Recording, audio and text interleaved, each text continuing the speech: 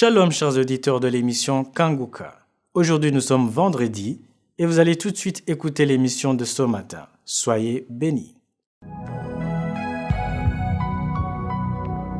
Je vous salue tous, chers auditeurs de l'émission Kangoka. Mon nom est Chris de Komana. Aujourd'hui, nous sommes vendredi. J'aimerais m'adresser à deux catégories de personnes aujourd'hui. D'abord, je m'adresse à ceux qui sont nés de nouveau, ceux qui ont déjà accepté Jésus comme le Seigneur et Sauveur, et d'autres qui n'ont pas encore accepté Jésus et qui vivent dans le péché. D'abord, la première catégorie, ça dit ceux qui ont accepté Jésus. Tu as accepté Jésus, tu es chrétien, tu es né de nouveau, mais il est arrivé que tu tombes dans un péché. Ici, je ne parle pas de vivre dans le péché, mais tomber dans le péché. Un chrétien peut tomber dans le péché. Et qu'est-ce qui se passe quand tu tombes dans le péché? Il faut que tu saches que la parole de Dieu a prévu que les chrétiens peuvent tomber dans le péché. C'est pour cela que dans 1 Jean 1 verset 9, la première lettre de Jean, au premier chapitre, verset 9, Jean dit, si nous confessons nos péchés. Pourquoi il dit si nous confessons? Il dit nous qui? Nous les chrétiens, les enfants de Dieu. Si nous confessons nos péchés, il est fidèle et juste pour nous les pardonner et pour nous purifier de toute iniquité. D'abord, il faut comprendre que quand tu commences cette lettre, il s'adresse pas aux païens. Vous pouvez voir dans 1 Jean chapitre 2, le deuxième chapitre, il commence en disant, mes petits-enfants. Ici, on ne parle pas de ces petits-enfants physiquement, biologiquement, mais pas des enfants spirituels. Donc, cette lettre ne s'adresse pas aux païens, mais cette lettre s'adresse aux chrétiens nés de nouveau qui peuvent tomber dans le péché. Si tu tombes dans le péché, que le Saint-Esprit te convainc que tu as péché, la parole de Dieu te dit que tu dois confesser son péché parce que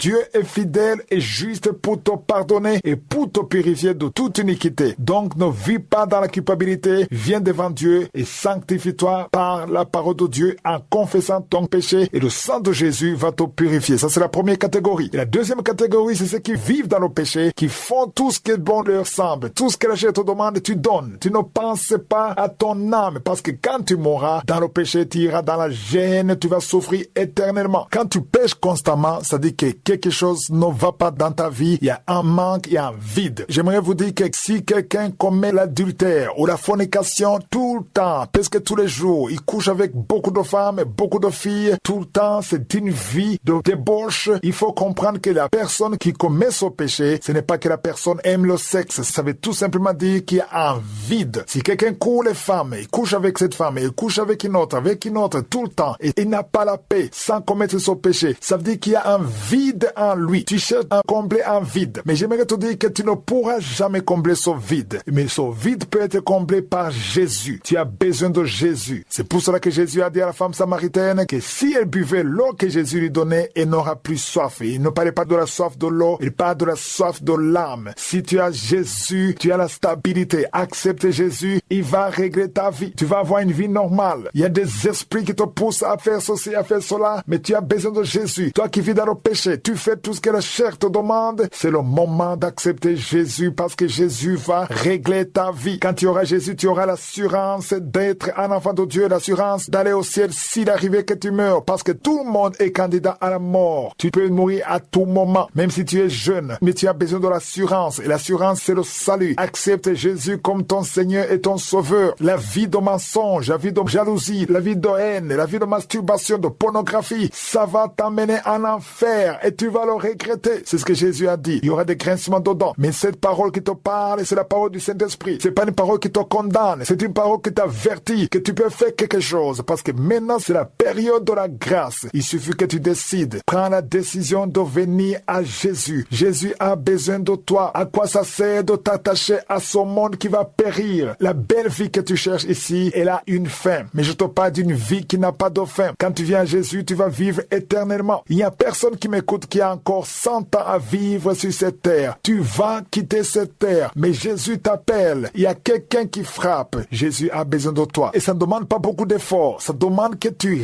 reconnais l'œuvre que Jésus a fait sur la croix, que tu te mettes à genoux, que tu l'appelles. Vous qui vivez ensemble, il y a ceux qui disent qu'ils ne peuvent pas se séparer parce qu'ils s'entraident pour payer le loyer. Oui, vous payez le loyer à deux, mais vous couchez ensemble, vous partagez la chambre et vous vivez dans le péché. Et si l'un de vous meurt dans ce péché, il ira dans la gêne et finira en enfer. Mais si vous vous séparez et que vous réglez tout et que vous revivez ensemble dans la lumière sans culpabilité, vous serez accepté par Jésus. C'est le moment de régler votre vie. Les relations sexuelles sur le téléphone, il y a beaucoup qui me suivent qui font ça. Ça, c'est de l'abomination. Les hommes qui couchent avec les hommes, les femmes qui couchent avec les femmes. Dieu déteste ça et ça attire de la malédiction dans votre vie. Oui, personne n'est parfaite, mais il y a un moyen pour régler ta vie et avoir le pardon de tes péchés. Mets-toi à genoux, appelle Jésus. Si tu veux l'assistance dans cette vie de Dieu, appelle au plus 257 76 57 79 65. Ceux qui sont aux États-Unis ou au Canada, vous pouvez appeler au 613 462 93 52.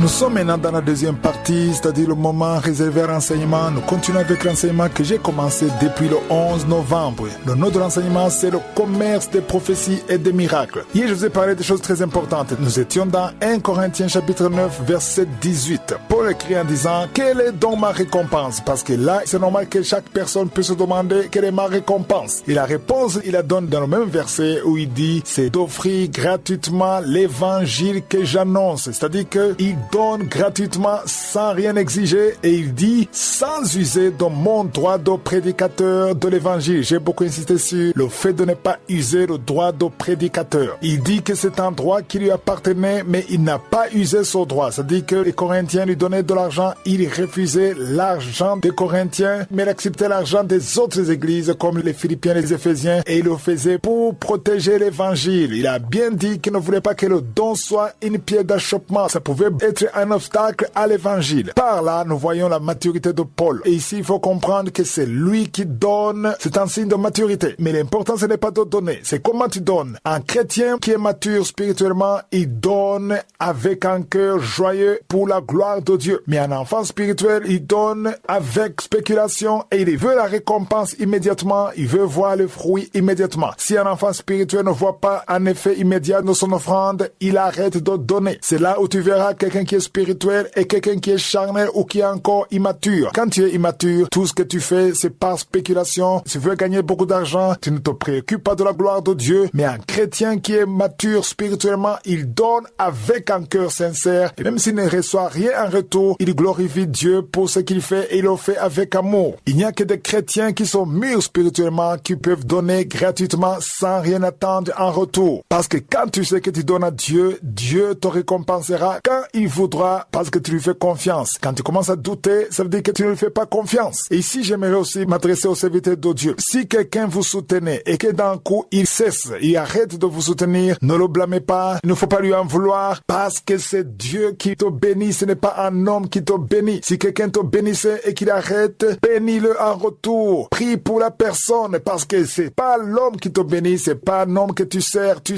l'Éternel des armées, le Dieu qui t'a créé, le Dieu qui t'a appelé. Voilà pourquoi il pose la question, quelle est ma récompense? Et la réponse, c'est d'offrir gratuitement l'évangile et qu'il annonce sans user de son droit de prédicateur. L'objectif de cet enseignement, c'est de rappeler qu'il est interdit d'utiliser le don de prédicateur ou le don de Dieu, c'est le don spirituel, comme une marchandise. Le don du Saint-Esprit doit être offert gratuitement sans rien exiger. Et c'est Dieu qui te récompensera par la voie que lui-même aura choisie. Je reçois parfois des emails des personnes qui m'écrivent, ils me proposent un business ou un commerce. Ils me disent, Chris, nous avons vu que tu as beaucoup de followers sur Facebook, on veut faire la publicité de nos produits. Et souvent, ce ne sont pas de mauvais produits, mais ils disent qu'ils veulent faire la publicité sur ma page. Ils me proposent de partager le bénéfice. Ils ne comprennent pas que ma page est pour la gloire de Dieu, pour l'évangile et non pas pour le commerce. Et d'autres me disent qu'ils aimeraient que je leur donne la permission d'utiliser le logo de Kanguka, le nom de Kanguka, ou bien mon nom ou ma photo pour promouvoir leurs produits et ils me promettent toujours des pourcentages. Parfois, je leur réponds que si je voulais faire ce business, je n'aurais pas besoin d'eux, je le ferais moi-même. Je n'aurais pas besoin de partager le pourcentage. Je ferais des t-shirts, je mettrais ma photo, je mettrais le logo, je mettrais Kanguka, je pourrais le faire et je ferais de l'argent. Mais Dieu ne m'a pas appelé pour ça. Malheur à moi si je fais ça parce que le don spirituel, le don que le Saint-Esprit m'a donné, ce n'est pas pour faire de l'argent, ce n'est pas pour le business, c'est pour la gloire de Dieu et je suis appelé à donner ça gratuitement. Encore une fois, j'insiste, cela concerne les dons du Saint-Esprit. Si tu es un comédien, si tu es un sportif, un businessman, tu peux utiliser ton don pour gagner de l'argent, il n'y a rien de mal, mais le don du Saint-Esprit, c'est à donner gratuitement. Je vous rappelle que demain, c'est la grande croisade à Abidjan, à Côte d'Ivoire, le 7 décembre. Priez pour nous. Si vous êtes à Abidjan, on se reverra demain. Et si vous n'êtes pas à Abidjan, priez pour nous. Et je vous rappelle que demain, c'est le jour de la prière pour les malades dans Kanguka. Que Jésus vous bénisse. Passez une excellente journée.